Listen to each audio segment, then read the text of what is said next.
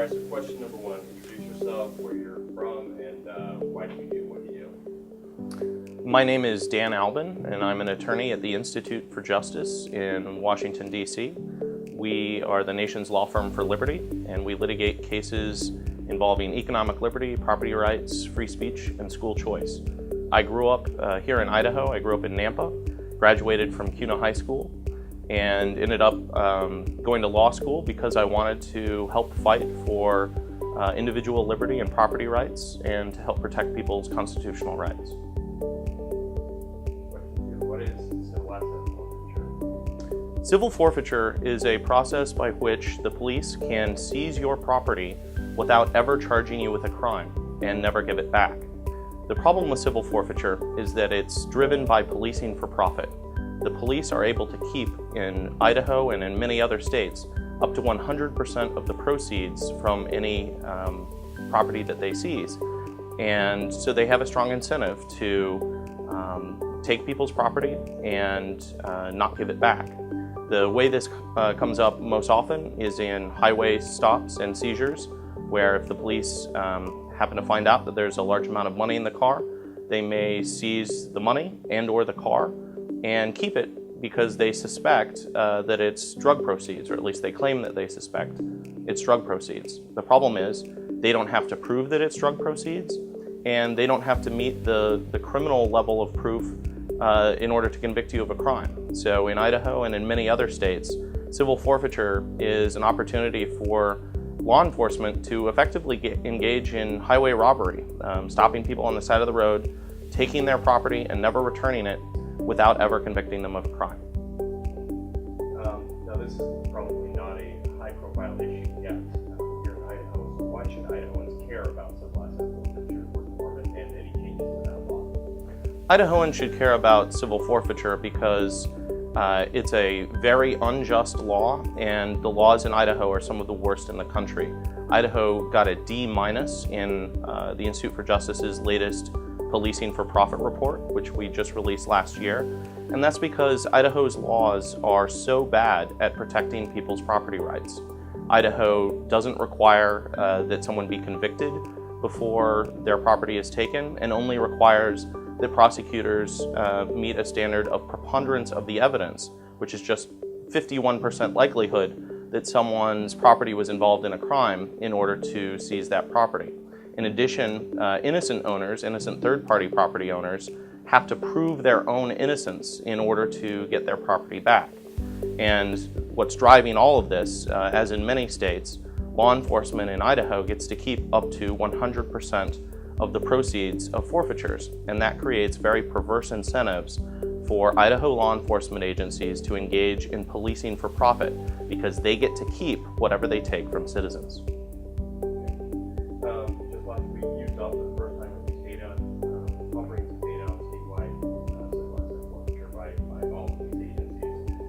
Why is that in reporting and knowing about civil asset forfeiture? Why is that critical to understanding the issue and perhaps finding it that maybe the state level? One of the huge problems with civil forfeiture is the lack of transparency.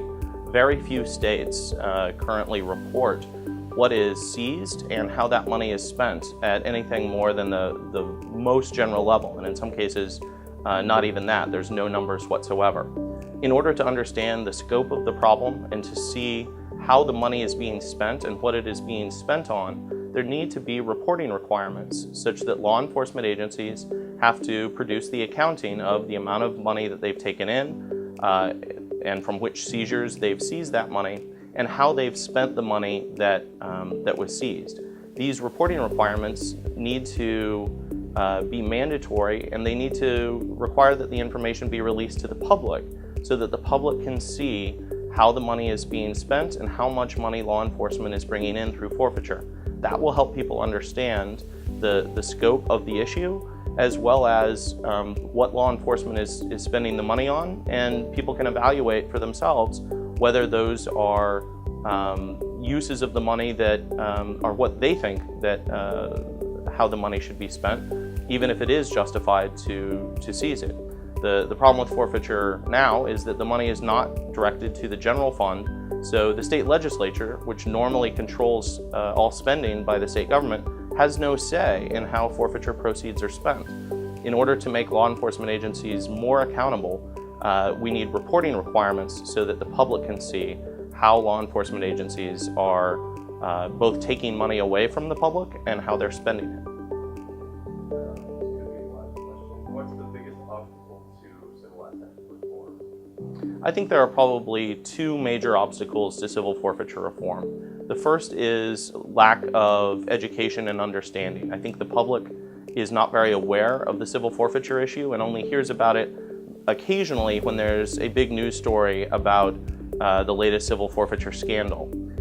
Most people, don't think of themselves as being potential victims of civil forfeiture, even though lots of people travel with cash. It's usually a good idea to have some extra cash, even if you normally do most of your spending on credit cards. And most of people drive on state highways and freeways, which is where forfeitures are most likely to occur. So I think the first problem is that folks are unaware generally of what civil forfeiture is and how likely it is that folks just like them can be affected by it. I think the second problem is that law enforcement has a strong incentive to fight against forfeiture reform because, again, law enforcement gets the proceeds from 100% of forfeitures. And so they have this profit incentive to keep that money and to fight against reform efforts that would direct that money back to the general fund.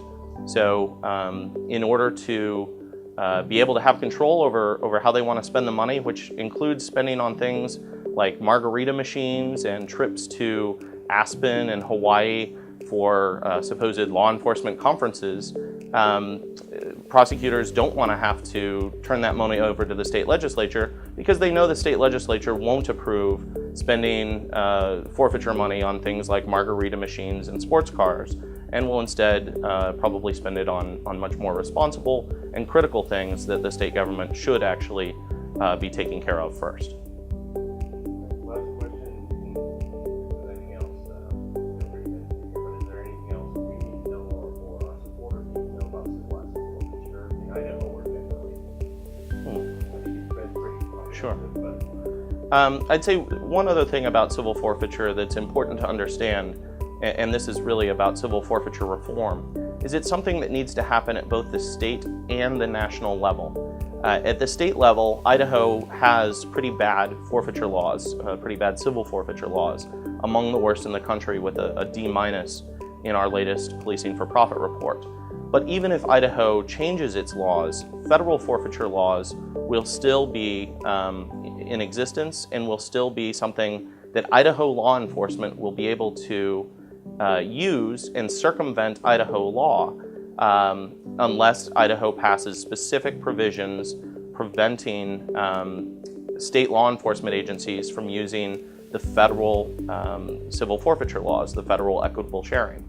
So it's a two-step process. We need to both reform the laws in Idaho, and we also need to reform the laws at the federal level.